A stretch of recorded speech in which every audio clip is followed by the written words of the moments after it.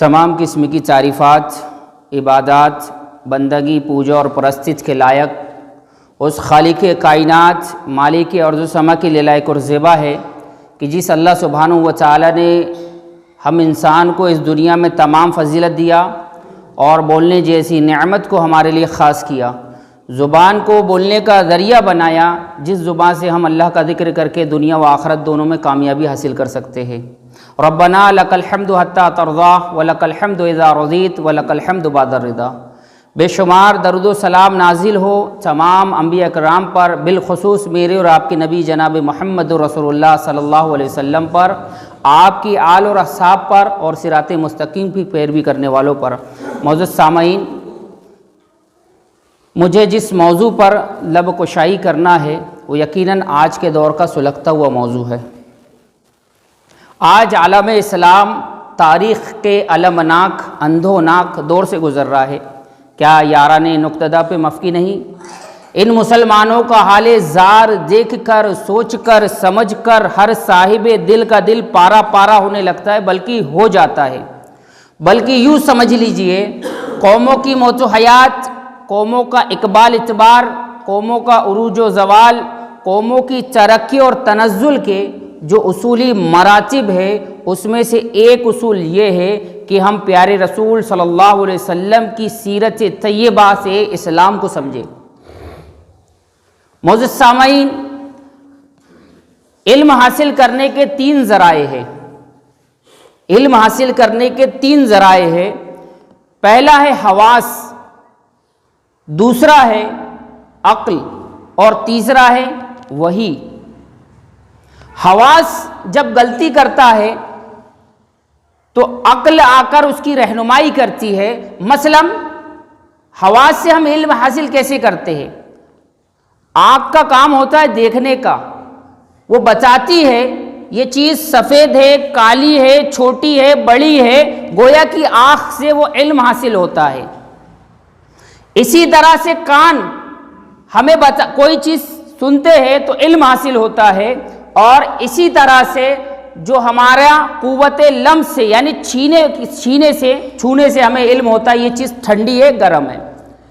اب ایک آدمی ٹرین یا بس میں سفر کرتا ہے اور وہ بیٹھتا ہے، وہ جب بس چلتی ہے تو وہ دیکھتا ہے، اس کی آنکھیں دیکھتی ہے کہ باہر کی تمام چیزیں بھاگ رہی ہے، تو کیا حقیقت میں ایسا ہے کہ باہر کی چیزیں بھاگ رہی ہے؟ نہیں، بلکہ بس بھاگ رہی ہے، اس کی آنکھ جو ہے اسے دھوکہ دے رہی ہے کہ باہر کی چیزیں بھاگ رہی ہے۔ گویا کہ ہمارا جو حواس ہے وہ غلطی کرتا ہے تو عقل آ کر رہنمائی کرتی ہے، اور جب عقل غلطی کرتی ہے تو وہی آ کر اس کی رہنمائی کرتی ہے۔ وہ کیسے؟ اب ایک آدمی اپنی محنت سے کماتا ہے، بہت محنت سے کماتا ہے، لیکن عقل کہتی ہے کہ وہ کمایا ہوا مال میں دوسروں کو کیسے دوں، وہ کمایا ہوا مال میں دوسروں کو کیسے دوں؟ پھر آ کر وہی نمودار ہو کر اس کی رہنمائی کرتی ہے۔ یعنی عقل جو ہے یہ وہی کے تابع ہونے چاہیے، وہ اس لیے کہ ہمیں گمراہی سے بچاتی ہے، وہی گمراہی سے بچاتی ہے وہی۔ دیکھیے، ہم چلتے ہیں ایک حدیث کی طرف جس کو امام بخاری، امام مسلم نے روایت کیا ہے۔ جنگ حنین کا موقع ہے، بڑے غور سے سنیے گا آپ۔ یہ جنگ حنین کا موقع ہے، پیارے رسول صلی اللہ علیہ وسلم مال غنیمت تقسیم کر رہے صحابہ میں۔ عقل دیکھیے اور حواس کے تعلق سے جو میں بات کہا ہے، یہ حدیث کو پیش کر کے وہ بتانا مقصد نقطہ۔ مال غنیمت پیارے رسول صلی اللہ علیہ وسلم تقسیم کر رہے ہیں، اور ایک بنو تمیم کا ایک شخص آیا جس کا نام آتا ہے ذوالخبیسرہ۔ وہ پیارے رسول صلی اللہ علیہ وسلم کے پاس آ کے کہتا ہے، یا محمد اے محمد صلی اللہ علیہ وسلم، تم انصاف کرو، میں کیا دیکھتا ہوں، تم کسی کو زیادہ دے رہے ہو، کسی کو کم دے رہے ہو، اللہ سے ڈرو۔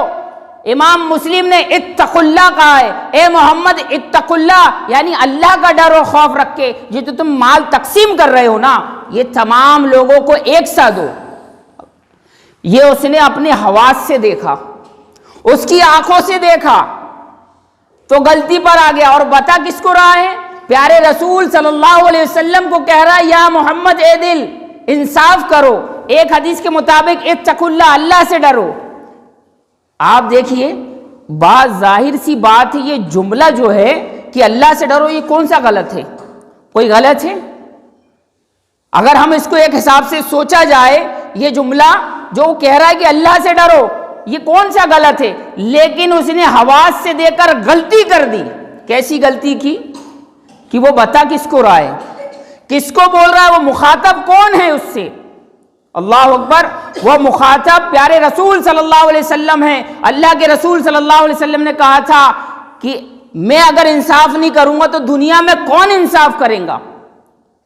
اللہ کے رسول صلی اللہ علیہ وسلم کو کہہ رہا ہے کہ ڈرو۔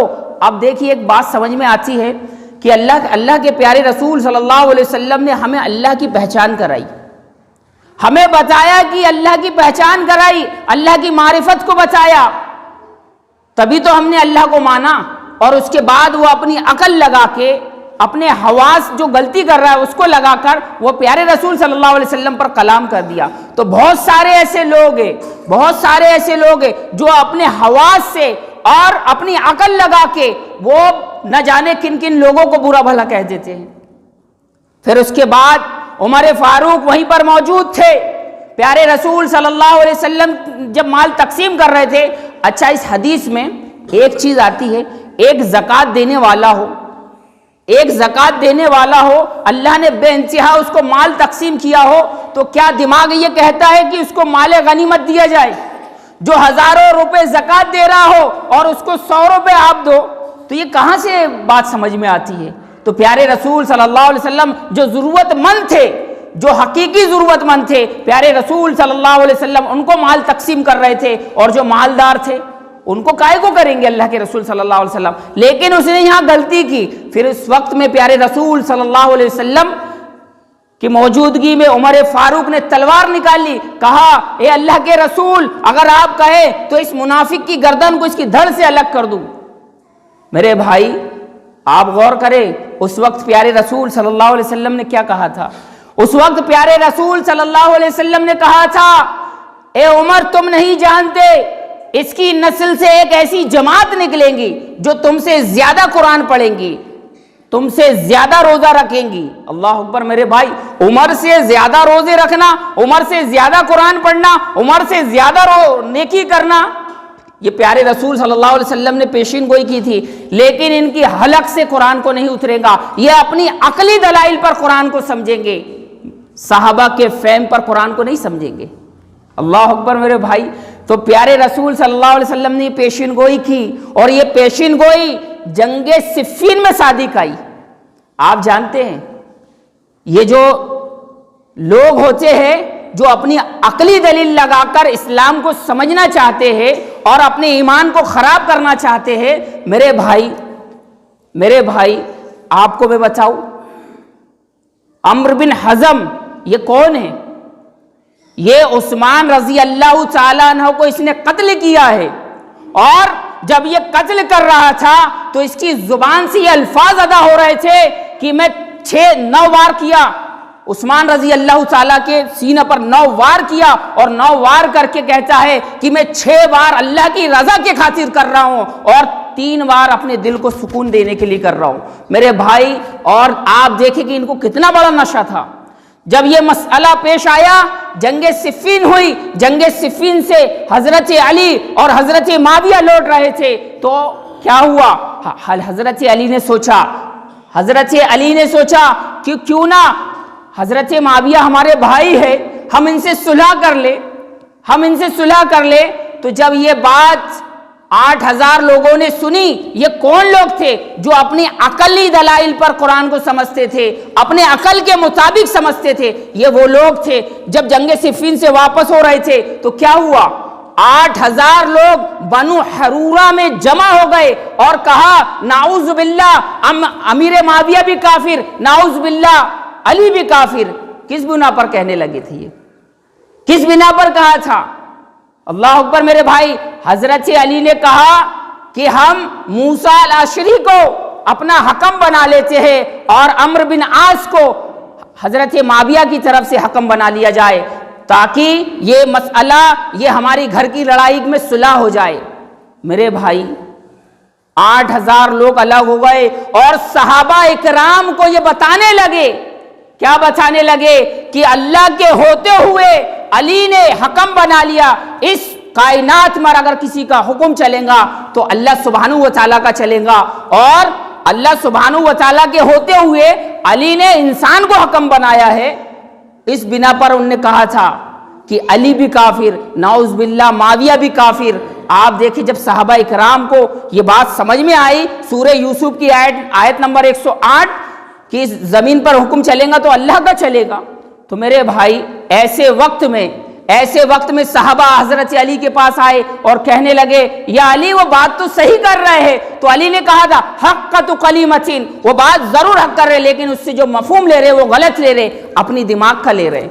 بہرحال یہ مسئلہ پیش آ گیا، وہ 8,000 لوگ جو عقلی دلائل پر سمجھے انہوں نے کیا کیا؟ اپنا امیر متعین کر لیا اور علی رضی اللہ مسلمانوں کی جماعت سے الگ ہو گئے۔ اس کے بعد کیا ہوا معاملہ؟ اس کے بعد حضرت علی نے اپنے سگے چچیرے بھائی حضرت عبداللہ ابن عباس کو ان کی اصلاح کے لیے پہنچایا، ان کی رہنمائی کے لیے پہنچایا، اور جب رہنمائی کے لیے پہنچایا تو حضرت عبداللہ ابن عباس جو حبر الامہ ہے اور بڑا گہرا تعلقات ہے ان کا، یہ وہ لوگوں سے جو عقلی دلائل پر قرآن کو سمجھتے ہیں یا دین کو سمجھتے ہیں، ان کے لیے تو یمنی لباس اختیار کیا۔ لباس کا ایک الگ مسئلہ ہے، بات اگر لمبی ہو جائیں گی، وقت کم بچا ہے۔ اب یہ جاتے ہیں حضرت ابن عباس جا کے وہ لوگوں 8,000 لوگوں کے سامنے کھڑے ہوتے ہیں اور کہتے ہیں، 8,000 لوگوں میں سے کچھ لوگ سامنے آتے ہیں اور کہتے ہیں کہ ابن عباس کہو کیسے آنا ہوا۔ الفاظ سنیے عبداللہ ابن عباس کے، مسند عبدالرزاق میں یہ پورا واقعہ موجود ہے۔ کہتے ہیں کہ ابن عباس کیسے آنا ہوا؟ کہا میں ان لوگوں کا نمائندہ بن کے آیا ہوں جن کے درمیان قرآن حکیم کا نزول ہوا ہے، میں اس کا نمائندہ بن کے آیا ہوں جو پیارے رسول صلی اللہ علیہ وسلم کے داماد اور سگے چچیرے بھائی ہے، میں ان کے طرف سے نمائندہ بن کے آیا ہوں، اور تم میں کا ایک بھی ان میں نہیں ہے، یعنی صحابہ اکرام اس میں ایک بھی موجود نہیں تھے۔ میرے بھائی آپ سمجھو، کہا کہ بتاؤ تمہارے کیا اعتراض ہے حضرت علی پر جو تم لگاتے ہو؟ کہا کہ ہمارے 3 اعتراض ہیں۔ پہلا، حضرت علی اللہ کے ہوتے ہوئے انسانوں کو حکم بناتے ہیں، اور کہا دوسرا، کہا کہ حضرت علی نے جنگ صفین کی لیکن ان کا مال غنیمت کو نہیں لوٹا، ان کی لونڈیوں کو غلام نہیں بنایا، اور تیسرا کہا کہ جب اس نے صلح کا خط لکھا تو اپنے آگے امیر المومنین ہٹا دیا تھا، صرف علی لکھا۔ میرے بھائی سوچو یہ 3 اعتراض۔ عبداللہ ابن عباس کہتے ہیں کہ اگر تمہارا کیا خیال ہے، اگر تمہاری بات کا جواب میں قرآن حکیم سے دے دوں تو اپنے موقف سے پھر جاؤں گے؟ تو کہا ہم ضرور پھر جائیں گے۔ تو حضرت علی نے کیا، حضرت علی کا جب وہاں پر بات آئی کہ امیر المومنین نہیں لکھا اور یہ تمام باتیں آئی، تو وہاں پر عبداللہ ابن عباس نے بڑی پیاری قرآن کی آیت پڑھی، سورہ نساء آیت نمبر 35 تلاوت کی اور سورہ احزاب کی آیت نمبر 55 تلاوت کی۔ وقت نہیں ہے کہ اس کی بتا سکے، تو کہا کہ جب جو محرم ہوتا ہے، احرام میں ہوتا ہے، تو اللہ نے حکم دیا ہے کہ وہ شکار نہ کرے، وہ شکار نہ کرے۔ اگر وہ شکار کر لیتا ہے تو اس کے اوپر جو ایک حکم وہاں پر ہوگا تو اس کے اوپر جو بھی جزیہ ٹیکس لگائے اسے وہ قبول کرنا ہوگا۔ پھر دوسری آیت سورہ نساء کی پڑھی، کہا کہ 2 میاں بیوی کے درمیان کسی بات کو لے کے اختلافات ہو جائے تو ایک فریق لڑکے والوں کی طرف سے اور دوسرا فریق لڑکی والوں کی طرف سے بیٹھا کے ان کی صلح کرا دو۔ تو یہ تو اللہ نے حکم دیا ہے، یہ تو اللہ نے حکم دیا۔ عبداللہ ابن عباس نے کہا کہ تمہارا کیا خیال ہے، ایک میاں بیوی کی جھگڑے میں یہ مسئلے کو حکم اللہ نے دیا ہے کہ ان کی صلح کرا دو، حکم متعین کر کے دونوں کی صلح کرا دو، اس کے مقابلے میں ایک بڑی مسلمانوں کی جماعت بڑی مسلمانوں کی جماعت آپس میں لڑ رہی ہو تو یہ بڑا ہے یا یہ بڑا ہے؟ تو کہا مسلمانوں کا مسئلہ بڑا ہے۔ تو کہا تو حضرت علی نے کون سا اپنی طرف سے کیا؟ اللہ نے حکم دیا اس لیے کیا میرے بھائی۔ اللہ اکبر میرے بھائی۔ جب یہ بات آئی تو کچھ لوگ ٹھیک ہے آگے کے اعتراض جو ہے اس کا جواب دو۔ کہا سورہ احزاب کی 6 نمبر کی آیت پڑھی، کہا کہ نبی جو ہے پیارے رسول صلی اللہ علیہ وسلم جو ہے وہ ان کی بیوی جو ہے وہ تمام مومنوں کی ماں ہے، تمام مومنوں کی ماں ہے۔ تو ظاہر سی بات ہے کیا ام المومنین حضرت عائشہ رضی اللہ تعالی عنہا کو غلام بناتے، مسلمانوں کا مال لوٹتے، جبکہ مسلمانوں کی حرمت تو خانے کعبہ سے بڑھ کر ہے۔ تو کہا یہ بات کو بھی مان لیا۔ تیسری بات کو کہا عبداللہ ابن عباس نے کہ تیسری بات اگر میں سیرت نبوی سے اس بات کا جواب دے دوں تو کیا اس بات کو تم مان لو گے؟ کہا ہاں۔ کہا صلح حدیبیہ کے وقت پیارے رسول صلی اللہ علیہ وسلم جب مشرک سے یہ صلح کر رہے تھے تو جب مشرک اللہ کے رسول صلی اللہ علیہ وسلم نے کہا میں محمد الرسول اللہ صلی اللہ علیہ وسلم ان باتوں پر سمجھوتا کرتا ہوں، تو مشرک نے کیا کہا تھا کہ محمد اگر ہم تیری بات کو اگر رسول اللہ تجھ کو مان لیتے تو ہمارا جھگڑا ہی ختم تھا، اس صلح کے خط میں سے محمد الرسول اللہ کو کرو، نکال دو۔ تو حضرت علی لکھ رہے تھے تو حضرت علی کو حکم دیا اللہ کے رسول نے کہ محمد الرسول اللہ صلی اللہ علیہ وسلم کو کاٹ دو۔ حضرت علی نے کہا کہ میرے سے نہیں ہوگا۔ بہرحال پھر اللہ کے رسول صلی اللہ علیہ وسلم نے خود اپنے ہاتھوں سے کاٹا۔ تو 8000 لوگوں میں سے 2000 لوگ توبہ کر کے اسلام میں داخل ہوئے اور پھر 6000 سے جنگ کی گئی۔ بہرحال یہ تمام چیزیں بتانے کا مقصد کیا ہے؟ آیت کریمہ کا جو تلاوت کیا میں نے وہ آیت کریمہ سمجھنے کی ضرورت ہے، وہ آیت کریمہ سمجھنے کی ضرورت ہے آج کی ڈیٹ میں۔ فلا وربک لا یؤمنون، اللہ سبحانہ و تعالی نے یہاں پر کہا فلا وربک لا یؤمنون، اے نبی کریم صلی اللہ علیہ وسلم آپ کو آپ کے رب کی قسم لا یؤمنون، وہ مومن ہی نہیں، حتی یحکموک فیما شجر بینہم، جب تک کہ آپ کی بات کو آپ کے فیصلے کو اٹل فیصلہ نہ مان لے وہ مومن کیسے ہو سکتا ہے؟ وہ مومن کیسے ہو سکتا ہے؟ اللہ اکبر میرے بھائی۔ آپ دیکھیں کہ عقل جو ہوتی ہے نا یہ وہی اس کی نقیل ہونی چاہیے۔ جب نقیل وہی ہوں گی نا تو عقل غلطی نہیں کرتی۔ اللہ کے رسول صلی اللہ علیہ وسلم کی یہ بات جو اللہ سبحانہ و تعالیٰ نے قسم کھا کے کہی ہے اور پورے قرآن کے اندر پیارے رسول صلی اللہ علیہ وسلم کے لیے یہ بات کہی گئی اور خود اپنی کبریائی کی قسم کھا رہا ہے اللہ فلا وربک لا یؤمنون، وہ مومن نہیں۔ اور آپ دیکھیں اس میں 2 لام آئے ہیں، وہ 2 لام آئے ہیں، فلا وربک لا یؤمنون 2 لام آئے ہیں۔ ایک لام تو اس کے لیے نفی کے لیے آ گیا کہ وہ بالکل نفی کر دیا وہ مومن ہی نہیں۔ حتی یحکموک، اچھا اس میں حتی بھی آیا ہے اور حتی جو آیا ہے یہ اس بات کی شہادت دیتا ہے کہ حتی یہ محمد الرسول اللہ کے بھی رب ہے اور جو رسول اللہ صلی اللہ علیہ وسلم کے بات کو نہیں مان رہے ان کے بھی رب ہے، ان کو بھی اللہ سبحانہ و تعالیٰ نے پیدا کیا، اس کے بعد نہیں مان رہے، یہ حتی کا مفہوم یہ ہوتا ہے۔ اور اس کے بعد آخری میں کہا گیا اگر اس بات کو اگر تسلیم نہ کیا جو پیارے رسول صلی اللہ علیہ وسلم کا فیصلہ آنے کے بعد اور ماننے کے بعد اس کے دل میں ذرا سی کڑہڑ نہیں ہونی چاہیے، ذرا سی تنگی نہیں ہونا چاہیے۔ آپ دیکھیں کہ آج دنیا کے اندر اگر ہم سول کورٹ میں کوئی کیس دائر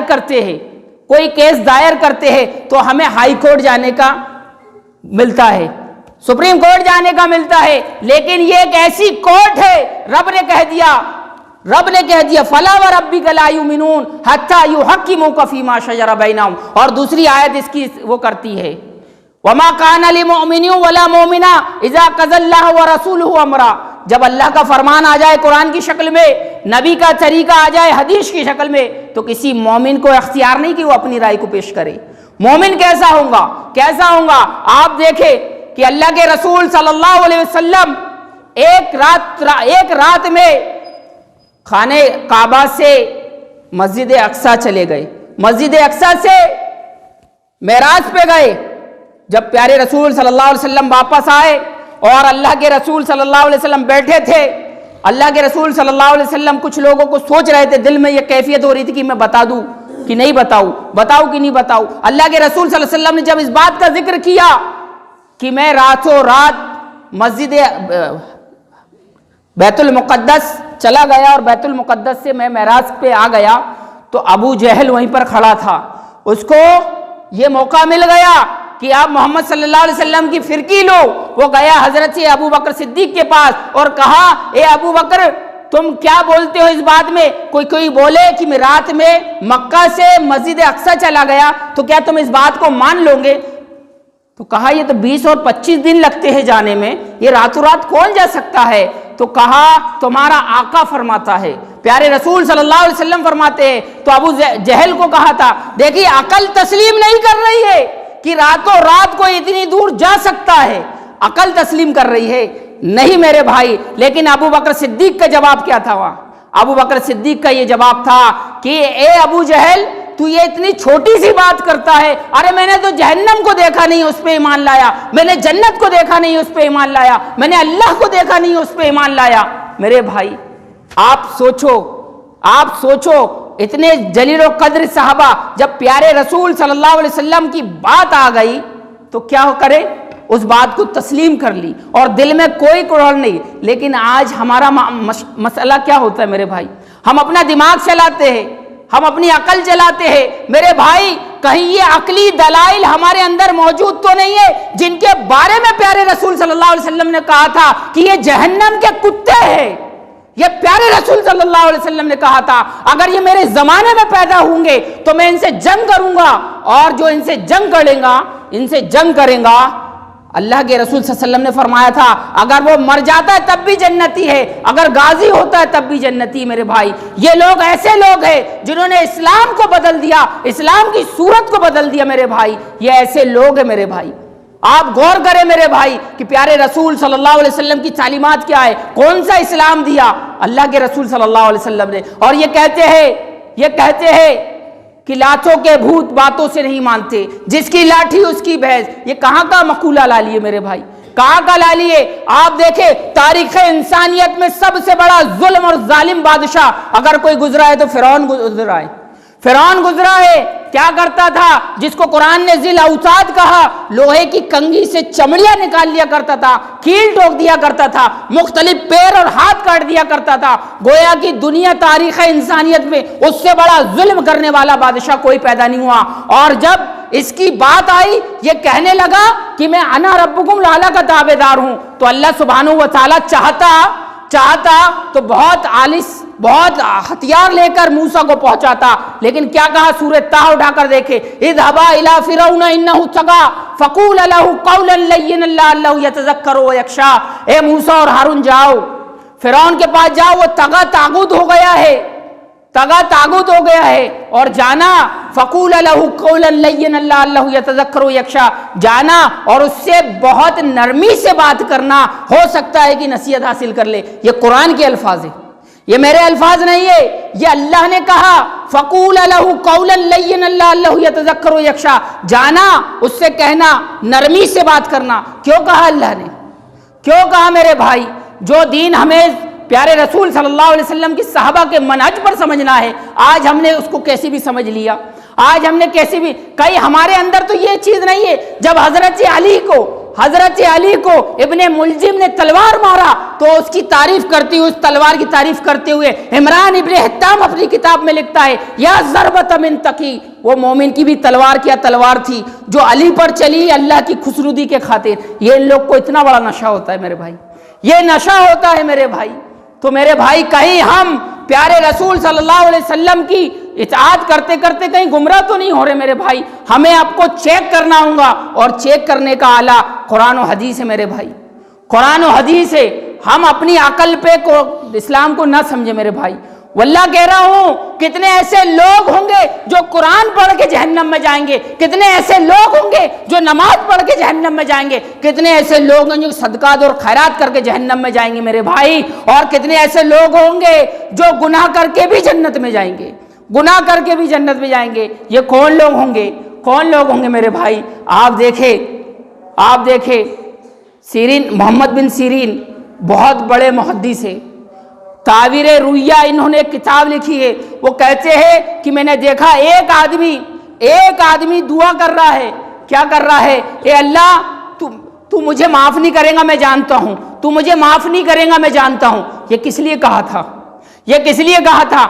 یہ جتنی بھی کفار کے بارے میں آیت سے نازل ہوئی ہے نا، یہ مسلمانوں میں فٹ کرتے ہیں، اور کہتا ہے کہ میں مسلمانوں جو کفر کرتے ہیں، جو شرک کرتے ہیں، میں ان کو مار نہیں پایا۔ اللہ اکبر میرے بھائی، یہ موقف جتنی بھی قرآن میں آیتیں نازل ہوئی ہے کفاروں کے لیے مسلمانوں کے اوپر فٹ کرتے ہیں کہ تو کفر کر رہا ہے۔ میرے بھائی کہیں ہمارے اندر کوئی ایسے چیزیں پائی تو نہیں جا رہی ہے؟ ہم رجوع کریں، علماء کی طرف رجوع کریں اور علماء سے سمجھے میرے بھائی، اپنی عقل پہ نہ سمجھے قرآن کو۔ یہ بہت بڑا مسئلہ ہے آج کا۔ آج فتنے بارش کے قطرات کے مانندے حق کا لبادہ اوڑھ کے حق سمجھ کے ہم اس کو کر رہے ہیں، لیکن ہمیں اس چیز کا پتہ نہیں ہے میرے بھائی کہ وہ کیا ہے۔ تو کہنے کا مقصد یہ ہے، ٹائم پورا ہو گیا، بات بہت لمبی کرنا تھا، آدھی گفتگو بھی نہیں ہو پائی۔ میں اللہ سبحانہ و تعالیٰ سے دعا کروں گا کہ بارہلا جو بات کہی گئی ہے کہنے سننے سے زیادہ عمل کی توفیق دے۔ آمین، تقبل یا رب العالمین۔